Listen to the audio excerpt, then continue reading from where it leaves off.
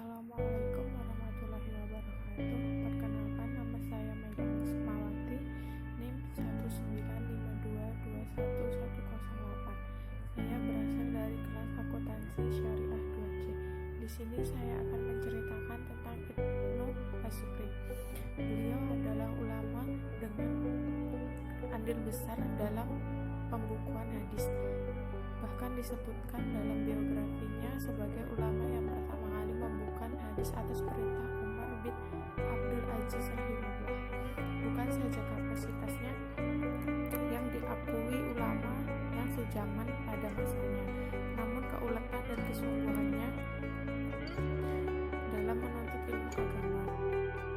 Bahwa beliau sebenarnya adalah Muhammad bin Muslim bin Ubaidillah bin Abdullah bin Syihab bin Abdullah al-Quraish Az-Zuhri rahimahullah, atau biasa disebut dengan Ibnu Syihab Az-Zuhri.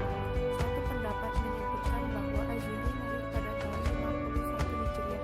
Sejak awal beliau tinggal di dalam lingkungan yang agamis. Ayah beliau yang bernama Muslim bin Abdullah adalah seorang perawi hadis yang terpercaya. Adapun ibunya adalah Ummu Ahban bintu Lahid bin Urwah bin Ya'mur.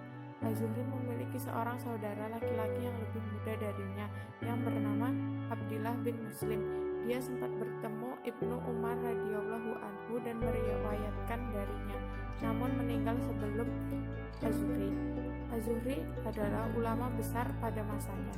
Az-Zuhri banyak menimba ilmu dari sebagian sahabat dan para pembesar ulama tabi'in, semisal Abdullah bin Umar, Anas bin Malik, Jabir bin Abdullah, Sa'id bin Al-Musayyib, Al-Hasan Al-Basri, Urwah bin Zubair, Atta bin Abi Rabah, dan masih banyak yang lainnya lagi. Terutama dari Sa'id Al-Musayyib rahimahullah, beliau adalah salah satu gurunya yang sangat istimewa.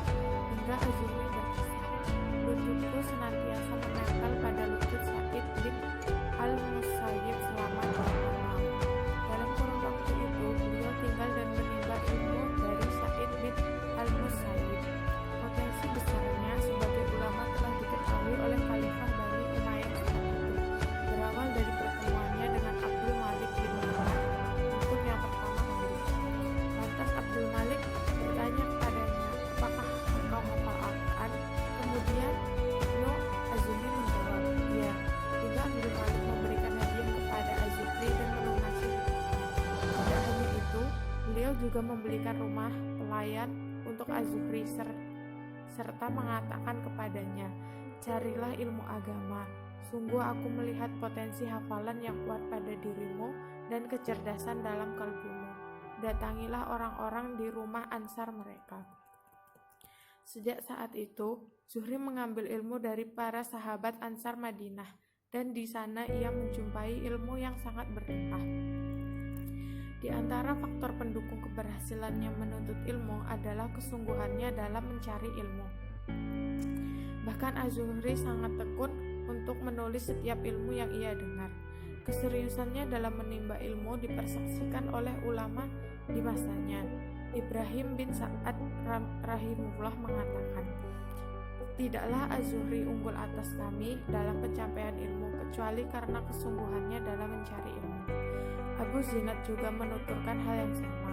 "Kami menulis yang halal dan haram, sementara Ibnu Az-Zuhri semua yang ia dengar ditulis. Tatkala ilmunya dibutuhkan, barulah kami sadar bahwa ia adalah orang yang paling berilmu di antara kami." Menuntut ilmu agama memang membutuhkan perjuangan ekstra untuk bisa mendapatkan hasil yang maksimal. Dengan segenap kemampuan yang dimiliki pun tidak mungkin bisa menjangkau seluruh yang ada. Apalagi ketika seseorang hanya mengarahkan sebagian kemampuannya saja. Perihal kesungguhan Az-Zuhri dalam menuntut ilmu juga diakui oleh Salih bin Kaisan rahimahullah. Perjuangan dan kesungguhannya menuntut ilmu agama terkadang membuat sang istri Amar bin Dinar berkisah, "Di antara aktivitas Az-Zuhri di rumah adalah duduk dengan ditemani kitab-kitab di sekelilingnya. Jika sudah demikian, ia pun sibuk menelaah dan mempelajarinya hingga urusan dunianya terlupakan. Maka sang istri berkata kepadanya, "Demi Allah, kitab-kitab ini lebih membuatku cemburu daripada 3 madu." Kekokohan hafalan Ibnu Az-Zuhri. Di antara sekian kelebihan Az-Zuhri adalah kekuatan hafalan yang kokoh dan sangat kuat. Beliau adalah penghafal pilih tanding dengan memori hafalan yang banyak. Pantas jika Az-Zuhri sendiri pernah mengatakan, "Tidak pernah kalbuku menghafal sesuatu kemudian lupa." Beliau mampu menghafal Al-Quran dalam waktu 80 malam. Kekuatan hafalan ini berbanding lurus dengan pemahamannya yang sangat tajam dan cepat. Dia langsung bisa memahami pembicaraan lawan bicaranya tanpa perlu diulang-ulang. Bahkan ulama sekalipun Imam Malik rahimahullah pernah dibuatnya kagum dengan kekokohan hafalannya. Imam Malik berkisah, "Suatu ketika Az-Zuhri pernah menyampaikan hadis yang panjang padaku, namun aku belum mampu menghafalnya. Maka aku pun bertanya kepadanya untuk yang kedua kalinya. Maka Az-Zuhri berkata kepadaku, 'Bukankah kami menyampaikannya kepada kalian?' Dalam versi yang lain, Imam Malik bercerita, Az-Zuhri memberikan 100 hadis kepada kami. Kemudian ia menengok ke arahku seraya mengatakan, 'Berapa hadis yang telah kau hafal, wahai Malik?' Kemudian Malik pun menjawab, 40 hadis.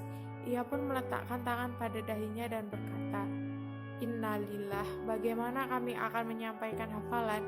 Az-Zuhri semakin disegani karena wawasan ilmunya yang luas dan koleksi hadis yang banyak. Ali Al-Madini rahimahullah berkata, Az-Zuhri mempunyai 2000 hadis. Al-Laits bin Sa'ad berkata, "Aku belum pernah melihat seorang ulama yang ilmunya lebih lengkap daripada Az-Zuhri. Sedangkan engkau mendengarnya berbicara tentang motivasi dan semangat. Niscaya engkau akan mengatakan, tidaklah dia ahli kecuali dalam bidang ini. Namun jika dia berbicara tentang kisah para nabi dan orang-orang ahli kitab, pasti engkau akan mengatakan hal yang sama. Apabila ia berbicara tentang ilmu nasab, engkau pasti juga akan mengatakan hal yang sama. Ia adalah figur ulama yang menguasai dengan baik berbagai cabang ilmu. Tatkala menjelaskan suatu cabang ilmu agama, orang menilai bahwa ia sangat ahli dalam bidang dugaan. Dugaan ternyata semuanya dikuasai dengan baik."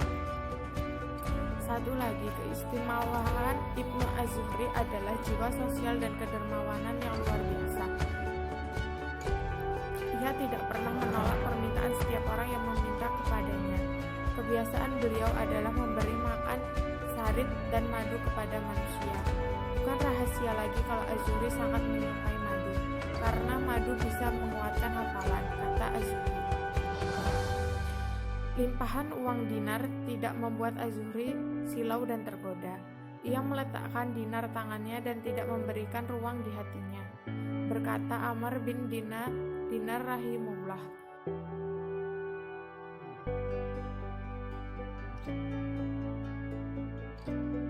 sanjungan ulama untuk Az-Zuhri. Az-Zuhri menempati kedudukan ilmiah yang sangat agung di mata para ulama sezamannya. Asy-Syafi'i mengatakan, kalau bukan karena Az-Zuhri niscaya akan hilang sunnah-sunnah di Madinah. Ira bin Malik rahimahullah ditanya tentang orang-orang yang paling fakih di Madinah. Ia pun menyebutkan beberapa nama seperti Sa'id bin Musayyib, Urwah bin Zubair, dan Abdullah bin Abdullah.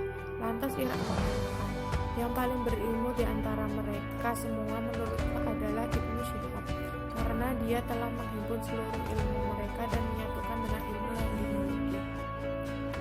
Hal senada juga disebutkan oleh Makul. Ibnu Syihab adalah orang yang paling berilmu tentang sunnah yang telah lalu. Pujian pun datang dari Imam Malik. Beliau berkata, Ibnu Syihab tetap eksis dan tidak ada satupun yang selevel dengannya. Jika ia datang ke Madinah, tidak ada satupun yang berani menyampaikan hadis sehingga ia keluar darinya. Selain berbagai kelebihan di atas, Az-Zuhri juga sangat menonjol dalam ilmu sejarah, berkenan dengan berita-berita para nabi yang diriwayatkan dari Ubaidillah bin Abdillah, Urwan bin Zubair, Asy-Syafi'i dan selainnya, terutama perhatian besarnya terhadap sejarah kehidupan dan berbagai peperangan Nabi SAW. Dengan demikian, beliau tidak hanya fokus meriwayatkan hadis dan mempelajari fikih, namun beliau juga melakukan penelitian ilmiah dan pembukuan terhadap ilmu sejarah. Setelah sekian lama menjalani kehidupan yang penuh ilmu dan dakwah, beliau pun wafat pada tanggal 17 Ramadan 124 Hijriah menurut pendapat sebagian ulama. Berikut tentang Ibnu Az-Zuhri. Sekian dari saya, terima kasih. Wassalamualaikum warahmatullahi wabarakatuh.